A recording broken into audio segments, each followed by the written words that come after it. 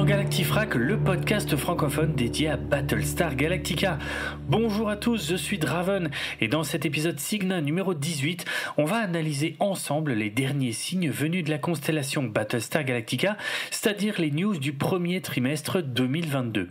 Après avoir fait pas mal parler d'elle tout début 2022 suite aux déclarations de Simon Kinberg, la franchise Battlestar Galactica s'est faite plutôt discrète dans les news de ce début d'année, mais on a quand même quelques nouvelles de Michael Hogan, une vidéo YouTube française, une très mauvaise nouvelle concernant la visibilité de la série en France et un joli clin d'œil de la part d'une véritable mission spatiale.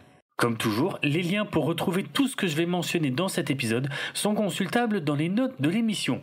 On est mi-avril 2022, décollage.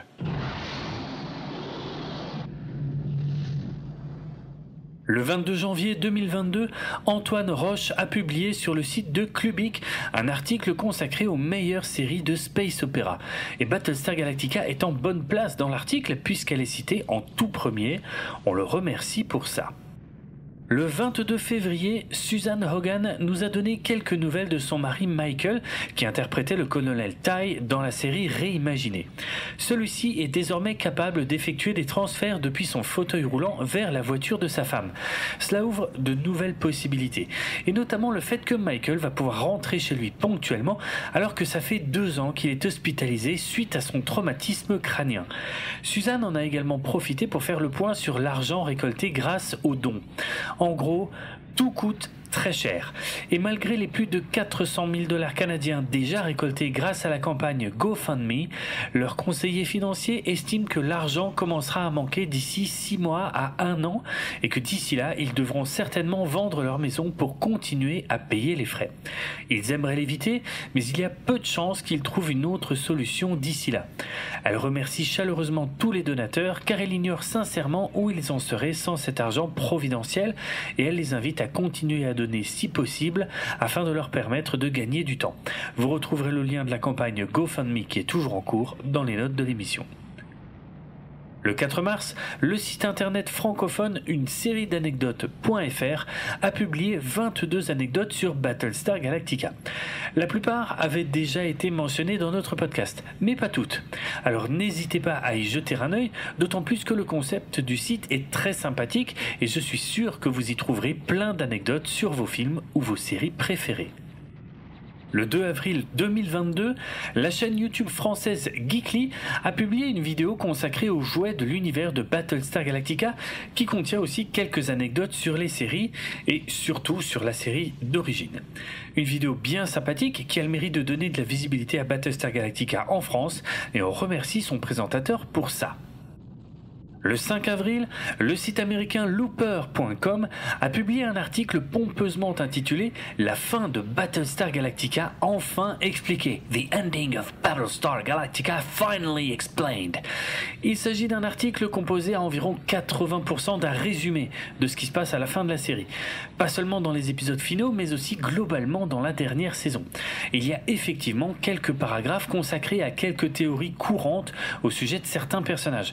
Mais vraiment rien de révolutionnaire ni de nouveau, et même à la fin quelques questions ouvertes qui achèvent de nous prouver que le titre de l'article est un mensonge. Je ne dis pas que l'article est inintéressant, je dis juste qu'il contient uniquement les théories de son autrice qui sont assez courantes et en aucun cas de nouvelles révélations éventuelles venant des créateurs et scénaristes de la série. Si vous êtes abonné à Amazon Prime Video, vous avez peut-être remarqué qu'il existe une catégorie intitulée « Titres qui vont quitter Prime dans les 30 prochains jours ». Il faut pas mal scroller vers le bas pour finir par tomber dessus. Comme son nom l'indique, cette catégorie attire votre attention sur les films et les séries qui vont bientôt quitter la plateforme afin que vous puissiez les visionner avant qu'il ne soit trop tard. Vous vous en doutez, si je vous en parle, c'est parce que la mini-série en 2 parties ainsi que les 4 saisons de la série Battlestar Galactica y ont fait leur apparition le 1er avril 2022. Ce n'était malheureusement pas une blague et ça signifie donc que la série Réimaginée ne sera plus visible sur la plateforme d'Amazon à partir du 1er mai mai 2022. Notez que l'œuvre de Ronald D. Moore avait fait son apparition sur la plateforme le 1er mai 2020. Ça signifie donc que le contrat passé entre Amazon Prime Video et Universal était prévu pour une durée de 2 ans et qu'il arrive donc à échéance très bientôt. Alors, pourquoi c'est une très mauvaise nouvelle ? Ça a évidemment assez peu d'impact sur les fans qui possèdent déjà la série au format physique. À titre perso, j'ai la série en DVD et en Blu-ray, donc ça ne va pas me poser trop de problèmes, même si j'avoue qu'il était très pratique de parfois pouvoir lancer un épisode de la série en quelques clics. Cela nous rappelle également à quel point les contenus des plateformes de SVOD restent volatiles et à quel point le format physique reste la meilleure solution pour les fans qui ont envie de revoir une série quand ils en ont envie. Mais plutôt que d'enfoncer des portes ouvertes, j'aimerais souligner à quel point cette nouvelle est embêtante. La disponibilité de Battlestar Galactica sur Prime Video était de très loin la meilleure chose qui soit arrivée à la franchise en France en termes de visibilité depuis la diffusion de la mini-série sur M6 fin 2005. L'un des plus gros problèmes de Battlestar Galactica en France, c'est le fait que beaucoup de gens n'ont jamais vu la série, pour diverses raisons, mais en premier lieu parce qu'elle n'a pas été diffusée sur une grande chaîne française. Heureusement que des chaînes du câble ou de la TNT, comme Sci-Fi, Énergie 12 ou AB1, ont diffusé ou rediffusé Battlestar Galactica en France. Mais on est très loin de l'exposition que mériterait la série auprès du grand public. Aujourd'hui, à l'heure des services de SVOD, la présence sur une plateforme de streaming est un levier très puissant pour que la série soit visible et susceptible d'être découverte par de nouvelles téléspectatrices ou de nouveaux téléspectateurs. Sans cette visibilité, comme celle que Battlestar Galactica a eue depuis 2 ans, les chances pour la série d'être découverte par un nouvel auditoire sont nettement moindres et globalement limitées à la vente des coffrets DVD ou Blu-ray. Honnêtement, est-ce que vous achèteriez le coffret physique d'une série que vous n'avez jamais vue ? À titre personnel, la réponse est clairement non, et à moins d'une grosse promotion, je doute que beaucoup de personnes investissent dans le coffret d'un contenu qu'elles n'ont jamais vu. Donc voilà la vraie nature du problème. Sans disponibilité sur une plateforme à l'heure actuelle, une série a très peu de chances d'exister dans le contexte actuel qui est ultra concurrentiel et où il est déjà difficile de se faire une place à cause de l'avalanche régulière de nouveaux contenus. Elle ne peut quasiment plus compter que sur ses fans déjà existants, et même s'il y en a plus que ce qu'on pourrait croire en France, ils ne sont pas très visibles. Mais tout n'est pas perdu. Il est possible qu'Amazon Prime re-signe un autre contrat avec Universal dans le futur, ou que Netflix acquiert les droits de diffusion de la série.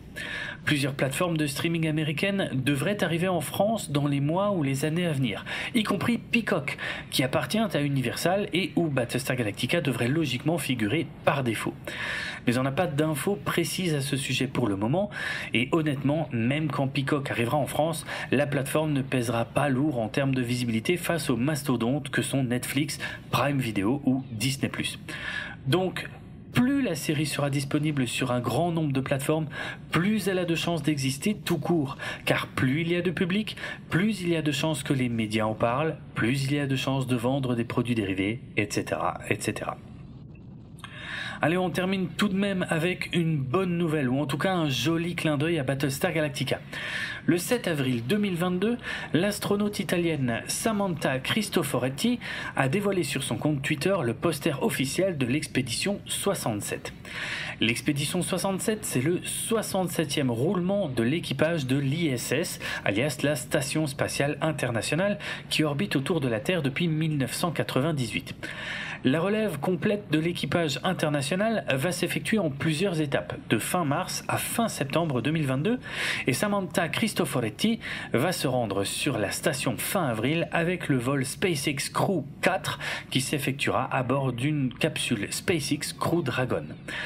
Cristoforetti est connue pour être une fan de science-fiction et de Battlestar Galactica, et elle apprécie visiblement de faire en sorte que les affiches officielles des missions auxquelles elle participe soient inspirées d'œuvres de science-fiction. Lorsqu'elle avait participé à l'expédition 42 en 2014, l'affiche officielle de la mission ressemblait beaucoup à celle du film H2G2, en référence au numéro 42, comme vous l'aurez sûrement compris.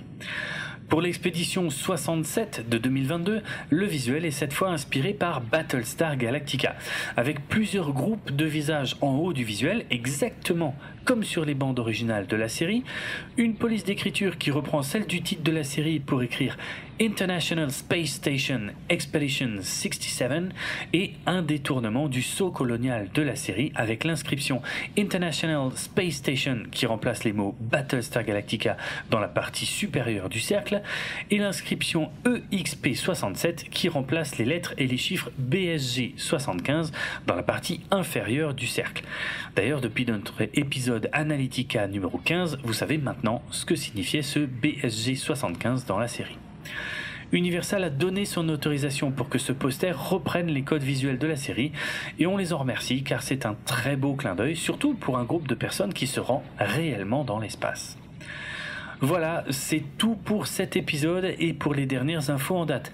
Vous noterez qu'on n'a aucune nouvelle du film de Simon Kinberg depuis ses déclarations très optimistes du début d'année, qu'on n'a toujours aucune nouvelle de la série télé de Sam Esmail qui a perdu son showrunner depuis plus d'1 an, qu'on n'a toujours pas d'informations sur la disponibilité de la fiction audio aka Blackbird de James Callis qui doit réunir, vocalement parlant, quasiment tout le casting principal de Battlestar Galactica, et que le fabricant de vaisseaux miniatures Hero Collector n'a annoncé aucun nouveau modèle depuis plusieurs mois, ce qui semble confirmer la fin de la collection des vaisseaux Battlestar Galactica, même si la plupart des anciens modèles sont toujours en vente, sauf les plus populaires qui sont quasiment toujours en rupture.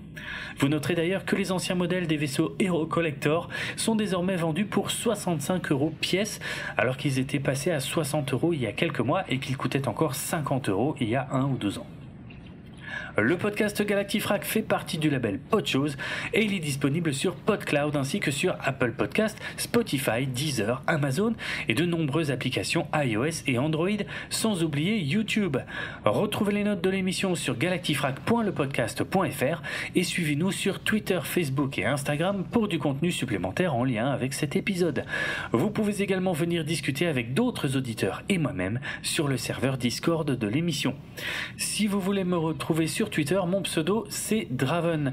Le compte c'est @dravenhardrock et ça s'écrit DRAVENARDROK. N'oubliez pas que si vous avez apprécié cet épisode, le meilleur moyen de le montrer et de nous récompenser est de le partager au plus grand nombre via les réseaux sociaux, malgré le faible nombre d'informations qu'il contenait cette fois-ci. Allez, à très bientôt pour de nouveaux épisodes bourrés de contenu.